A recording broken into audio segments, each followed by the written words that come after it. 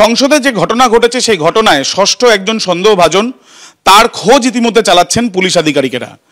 সেই যে ব্যক্তি ললিত ঝা, যার সঙ্গে যোগাযোগ করেছিলেন বাংলায়, তার সঙ্গে আমরা কথা বলবো। আপনার সঙ্গে কবে যোগাযোগ হয়েছিল? আমার সাথে এনার পরিচয় হয় এপ্রিল মাস নাগাদ, একটা সেমিনারে সেন্ট্রাল অ্যাভিনিউয়ে ইন্ডিয়ান অ্যাসোসিয়েশন হলে। তো সেখানে আমার সাথে ওনার পরিচয় হয়, আমি ওনাকে দেখতে পাই এবং সেই সূত্রেই ওনার সাথে পরিচয় হয়। কি কিসের প্রোগ্রাম ছিল এবং সেখানে আপনি কেন গিয়েছিলেন বা আপনাকে কি ইনভাইট করা হয়েছিল? হ্যাঁ, আমাকে আমার এক পরিচিত দাদা ওইখানে ইনভাইট করেছিল। সেটা মূলত একটা নেতাজি বিষয়ক একটা ইভেন্ট ছিল, নেতাজি মৃত্যু বিষয়ক একটা ইভেন্ট ছিল।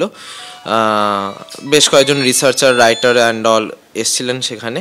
তো সেই রিগার্ডিংই একটা ইভেন্ট ছিল, টক শো মতন বেসিক্যালি। তো সেখানে উনি অর্গানাইজ, মানে জিনিসপত্র এনে দেওয়া, ইভেন্টটা অর্গানাইজ। গতকাল আপনাকে মেসেজ করেছিল সে? হ্যাঁ। কি লিখেছিল উনি? কি ভিডিও পাঠিয়েছিল? উনি একটি ভিডিও পাঠিয়েছিলেন প্রোটেস্টে, যেটা বেসিক্যালি পার্লামেন্টের বাইরে, মানে রাস্তায় হচ্ছিল।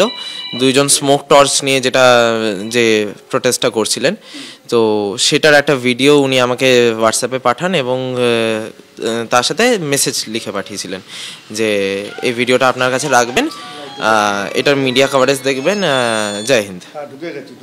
কোথায় থাকতো ললিত বলেছিল নিজেকে? তিনি আমাকে বলেছিলেন যে তিনি কলকাতার নিবাসী। কোথায় কলকাতা?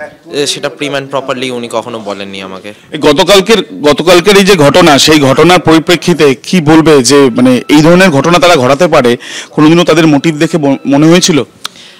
সত্যি কথা বলতে ওনার কথা শুনে কখনোই সেরকম হিংসাত্মক বা কিছু এরকম কিছু কখনো বোঝা যায়নি। ওনার সাথে আমাদের মূলত যা কথা হতো সেটা মূলত অর্গানাইজেশনের সোশ্যাল ওয়ার্ক রিগার্ডিং, মানে আমরা যে ধরনের সোশ্যাল ওয়ার্ক করে থাকি সেই রিগার্ডিং। কতজন আছে এই অর্গানাইজেশনে সেটার কোনো মানে হিসাব নেই, বাট প্রচুর জেলা থেকে 10-15 জন এরকম করে রয়েছেন। আলাদা কোনো জায়গায় মিটিং বা কিছু হয়েছিল কোনোদিনও? তার বাইরে না। পুলিশ যোগাযোগ করেছে, দিল্লি পুলিশ আপনার সাথে? একজন আধিকারিক যোগাযোগ করেছিলেন আজ সকালবেলা, বাস, তারপরে আর কেউ আপাতত যোগাযোগ করেননি।